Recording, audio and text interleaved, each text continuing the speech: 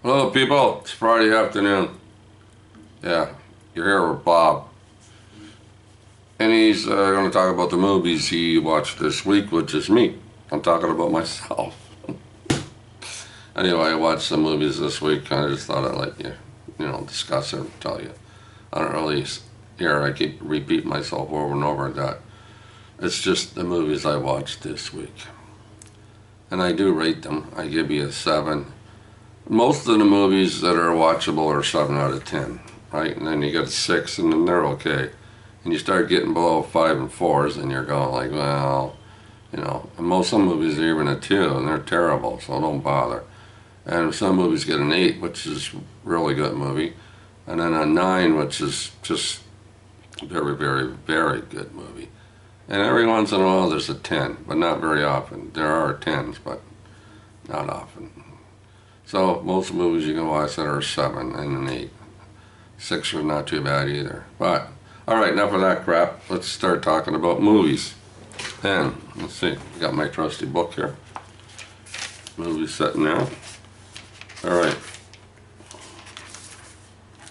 First movie I watched this week was Mission Impossible. Mission Impossible 5. This movie was on Netflix. I watched it on Netflix. Gotta get my money's worth. So, it's Tom Cruise, Henry Cavill. Yeah, when he wears a mustache. And he was Superman in that Superman movie, and sometimes you can make out where he had his mustache, as far as I understand. But anyway, we're not talking Superman. So, yeah, Mission Impossible, this is one where Cruise is running on top there, rooftops, right? And trying to, chase after somebody. He runs and jumps and he ends up breaking his ankle and he had to take a few weeks off from making a movie. Anyway, that's the movie we're talking about. So, I got all the other movies, Mission Impossible movies. I don't have this one yet, so I watched it on Netflix. I don't know if I'll ever find this movie. I could, down at the thrift store. Who knows what's going to happen. But yeah, it's not a bad movie. Tom Cruise, interesting. So I give it a 7 out of 10. It's watchable. Saturday, I wasn't here. Sunday, I wasn't here. On Monday, I got back home. I never watched any movies on Monday. So then it comes up to Tuesday. And on Tuesday, I watched Charge of the Light Brigade. Yes, Charge of the Light Brigade. 1936. Errol Flynn. Cannons to the left of them, cannons to the right of them, cannons in front of them, into the valley of death, road to 600. Yes, I watched that, 1936.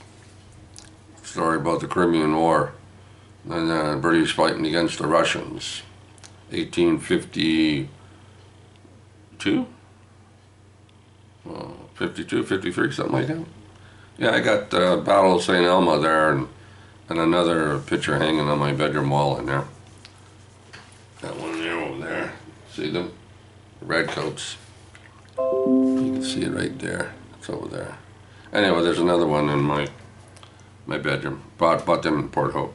Anyway, then I watched another movie. After the Thin Man. The second movie in this series with William Powell and Myrna Loy, L-O-Y, and Jimmy Stewart, young Jimmy Stewart. Yep. So they get home after a holiday and all that, and her cousin or something says she's in trouble and she wants to talk to them and stuff like that, and her husband's missing. He's out getting drunk with some other broad in a hotel or a bar or something like that. So yeah, somebody killed somebody, the regular story. And the dog, that's he's in it too, right? He's funny. The dog's hilarious. Anyway, William Powell's always walking around with a drink in his hand, right? Having a shot, a martini or something. He's always having to beg. How many of these movies were there? What were there, 6 or 8 of them or something? They were a pretty good series back in the 30s. So yeah, MGM, pretty sure it was MGM Studios. So that was a pretty good movie. That was funny. If you never watched Thin Man movies, watch some of them. You'll get hilarious. They're pretty good. And the first few are very, very good. And as they go along a little bit in the series, they start petering out a little bit, you know. But all series do that. But Thin Man series, yeah, 1936. I give it a 7. It's good. I liked it. And the other one I watched was A Family Affair, a movie, Family Affair, what was this? Family Affair. Right here, A Family Affair. 1937. The first, well, when they moved to Miami, they didn't know it was going to be a series, right? You know, like, they didn't know it. But this is the first movie in a series of movies called the Andy Hardy series. Andy Hardy with Mickey Rooney. Now, Lionel Barrymore's in it as the dad, right? And Spring Byington is in it, and Mickey Rooney, of course. So this movie was well received in 1930, what was it, 37? Yes, 1937. Everybody flocked to the movie to see this movie. They liked it, made a lot of money. Or, you know, made enough money to think, oh, maybe we should do another one of these movies. Anyway, the thoughtness behind it was they replaced everybody in this series. Lionel Barrymore didn't want to do this any more movies. He just done one because I guess he was bored or something, or he had nothing to do. Anyway, later on they replaced everybody. I'm pretty sure it was everybody. Could be wrong, as always, sometimes, right? But they replaced everybody except for Mickey Rooney. I don't know how many Mickey Rooney or Andy Hardy movies were. What was there, 8 more? I forget now. Anyway, but it's a damn good series. It's about Americans and the life of Americans, Ma and Pa and apple pie and baseball games and the girl next door, first kiss, second kiss, all kinds of fun. Jalopies. It's very funny. It's a very good movie. And the series itself is very good. So if you haven't seen any Andy Hardy movies, I highly recommend them. They're always good for a laugh, or good for a giggle. So that's Andy Hardy. And that Family Affair gets a good 7. A good 7 out of 10. And what else did I watch? I watched, oh my God. This one. Urban Warfare. Steven Seagal, whatever. This one is from what, 2007? And you know something? There's some movies that I don't understand, I don't get, and what it says here and what's in the movie is like, I don't know, this doesn't sound right to me. I didn't see any Japanese people in this movie. Anyway, yeah, he's in charge of an elite gang of people that, you know, chases after rapists and drugs and stuff like that, right? Which even at the end of the movie, I still couldn't figure it out. Anyway, don't waste any time on this movie. If you see it or find it anywhere, even if it's $1.50, don't bother buying it. Save you some time. This one gets a 4 out of 10. It's terrible. Well, I never like saying movies are terrible. Somebody might like it, but it gets a 4 out of 10. All right, enough of that. Although, in Steven Seagal's career, I must take my hat off because the first few movies that he did make, you know, there's about maybe, what could there be, 7 or 8 of them maybe? He's probably made 30 freaking movies. Most of them are straight to video, right? But the first few movies that were actually released at a theater, you know, when you pay your money to go see these, the first few weren't too bad. They were pretty good. I thought they were pretty good. But as time went by, you know, things happened and all his movies went straight to video. Most of them straight to video movies, they're not very good. So if you're going to watch them, watch his first few years. All right, enough of that. Where am I? Oh yeah, Urban, I already talked about that. All right, the next one is The Awful Truth. The Awful Truth, Cary Grant, am I saying his name right? Irene Dunne, cutie, she's a cutie, and Ralph Bellamy as the third, you know. He played a lot of these parts, Ralph Bellamy. He was always the guy, right, that seemed to fall in love with the girl that was already loving somebody else.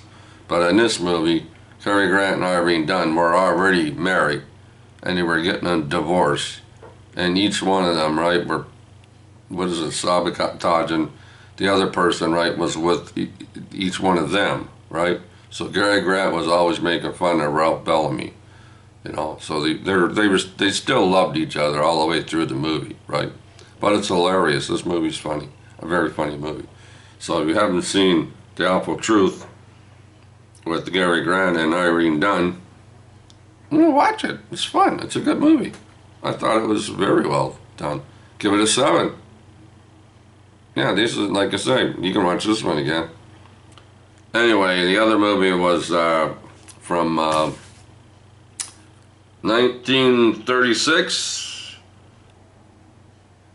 I think it's 36. Is it 36, 35, something like that? Spencer Tracy, Jean Harlow. She's a dish, people. She's a dish. Jean Harlow, nice looking blonde girl, and Mickey Rooney yelling. A lot of yelling. A lot of yelling in this movie. Yeah, Spencer Tracy, he's a fisherman, right? He's fishing for salmon. He's on the docks down there, right? And Jean Harlow, she's there too, and Mickey Rooney, and they live in this. Mickey Rooney is the son of her sister, and they live in this house by the docks. And all the people are all the men are out fishing, right? So Spencer Tracy, he's pretty well the head honcho of all the fishermen there, right? In what is it? What do they call that? Union, I guess, Union. But anyway, they got Jean Harlow, and him gets married, but he wants to be a big shot, bigger than where he is now. So he's thinking about leaving, right, and leaving her and all that. And he wants to go be somebody. Anyway, there's more to the story than that, okay? So if you're gonna, you know, find it and watch it, it's an interesting movie. I can't give away too much of it. So it's not the idea behind these videos, right? So I don't want to spoil anything. So yeah, Riff Raff, Mickey Rooney, he's fun. Mickey Rooney, one of his first movies. He made a few before this, but he has a few good scenes in this one. So that's Riff Raff, 36, 35, something like that. One of the two. So that's it gets a 6. It gets a 6 out of 10. I thought it could have been a little bit better. I don't know, sometimes I don't know what the right way to say things are. I thought it could have been a little bit better, but it's a decent 6.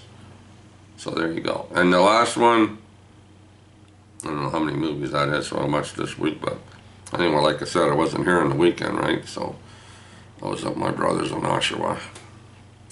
And the last movie, A Woman Rebels. This is Katharine Hepburn, 1936.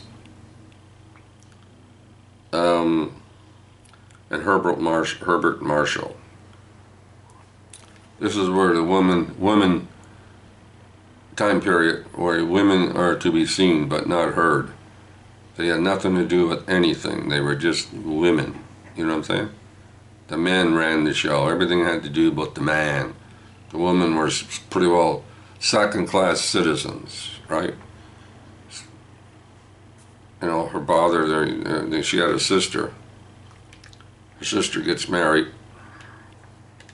goes off to Italy with her husband.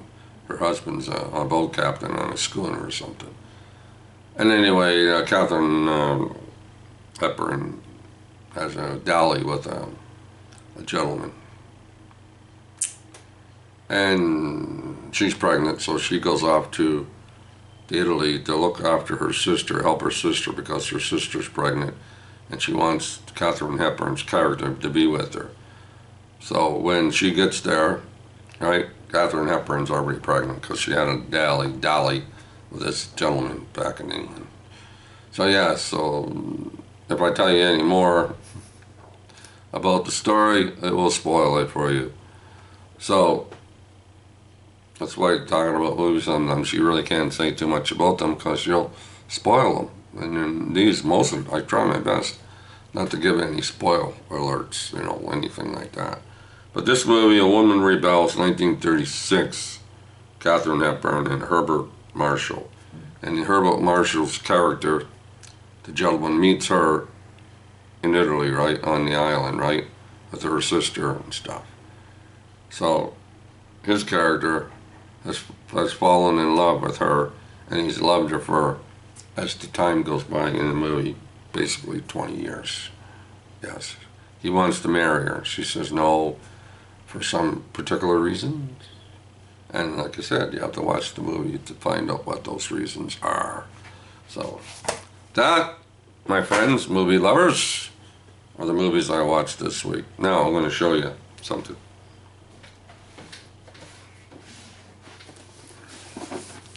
You see this box? You know what's in this box?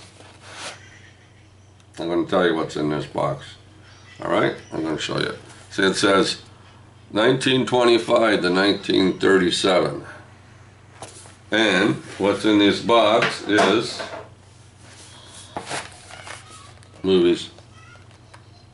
These are all movies. I have 7 more of these boxes. And these black boxes, something that you hear me talking about sometimes. And, you know, videos I make. They're all movies. And actually, to tell you the truth, they're movies I recorded from TCM back years ago. Family movie, Family Station, I think it was called. I don't think that's even on anymore. But a lot of these are from TCM. This is The Big Parade from 1925. For Heaven's Sake, Harold Lloyd, 1926. The Passion of Joan of Arc, silent, 1928. Noah's Ark, 1929. The Locked Door, Barbara Stanwyck, 1929, her first movie. Get Along, Little Doggies, Gene Autry. Sinner's Holiday, James Cagney, first movie, 1930. Up the River, Spencer Tracy and Humphrey Bogart. Ladies of Leisure, 1930, Barbara Stanwyck. So, that's, you know, and down there at the end, this is Mary Queen of Scotland, Katharine Hepburn. Yeah, The Devil Doll, Maureen O'Sullivan. Tarzan Escapes, Johnny Weissmuller. The Great Guy, got James Cagney. So you know, so that's a lot of movies, and I got 7 more boxes just like this, sitting over there in that bookshelf over there. See it? Right over there. Anyway, it's over there. They're all sitting at the bottom of the shelf. And I got these movies, and I got 7 more boxes just like this. And I have other movies over there in those containers. So yeah, like I say, 7 more movies over there. So that's it for the movies this week, people. Just thought I'd show you the movies and the box sitting here. All full of movies, and the other one's all full of movies. So there you go. And there's not going to be a movie, there's not going to be a book of the week. The book I read this week, we're not going to see it in today's videos, right? So I was gone away for 3 days, and I came home on Monday. So I actually had basically 3 or 4 days. I never had enough time to read the book.